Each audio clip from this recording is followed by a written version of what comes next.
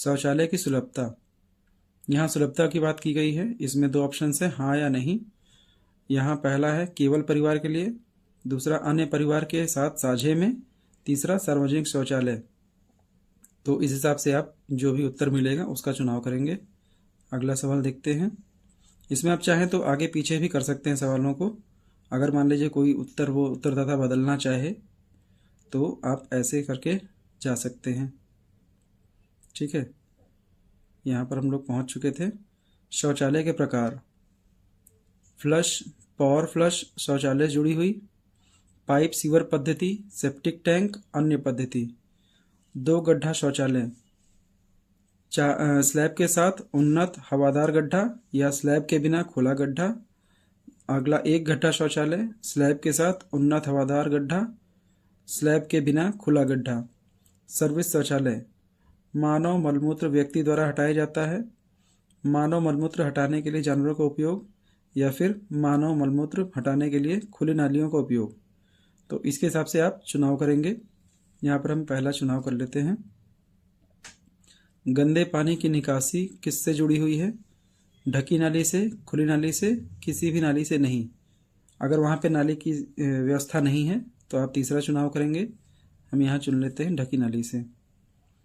परिसर के अंदर स्नान सुविधा की उपलब्धता, हाँ स्नानगृह, या फिर दूसरा ऑप्शन छत के बिना अहाता, यानी कि कोई ऐसे घेराबंदी की गई लेकिन उसकी छत नहीं है। तीसरा नहीं। तो यहाँ पे स्नानगृह हम लोग चुन लेते हैं। उसके बाद रसोई घर और एलपीजी पीएनजी गैस के कनेक्शन की उपलब्धता। रसोई घर में खाना पकाते हैं, पहला ऑप्शन ये है। उसके अंदर दो ऑप्शन हैं, एलपीजी पीएनजी गैस कनेक्शन उपलब्ध है, एलपीजी पीएनजी गैस कनेक्शन उपलब्ध नहीं है। दूसरा है घर के अंदर खाना पकाते हैं परंतु रसोई घर में नहीं, यानी कि उस परिवार में रसोई घर नहीं है या फिर उस रसोई घर में वो खाना नहीं बनाते हैं। इसमें ऑप्शन है एलपीजी पीएनजी गैस कनेक्शन उपलब्ध है, एलपीजी पीएनजी कनेक्शन उपलब्ध नहीं है। खुले में या घर के बाहर खाना पकाते हैं, उसमें भी वही ऑप्शन है, एलपीजी पीएनजी गैस कनेक्शन उपलब्ध है, एलपीजी पीएनजी गैस कनेक्शन उपलब्ध नहीं है। अगला ऑप्शन है खाना नहीं पकाते हैं।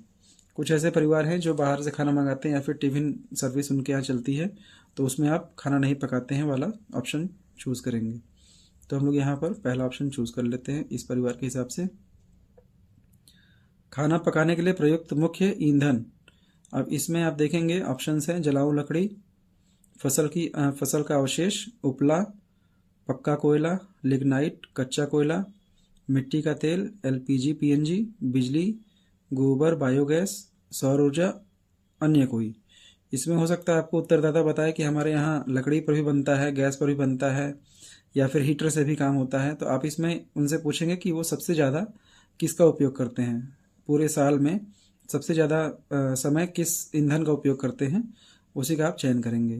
तो मान लेते हैं यहाँ पे एलपीजी और पीएनजी का चुनाव कर लेंगे। उसके बाद परिवार द्वारा आधारित परिसंपत्तियों में देखेंगे हम लोग रेडियो ट्रांजिस्टर। यहाँ पर ऑप्शन दिया है परंपरागत रेडियो सेट, मोबाइल या स्मार्टफोन पर, या फिर अन्य किसी उपकरण पर। उसके बाद चौथा ऑप्शन है नहीं।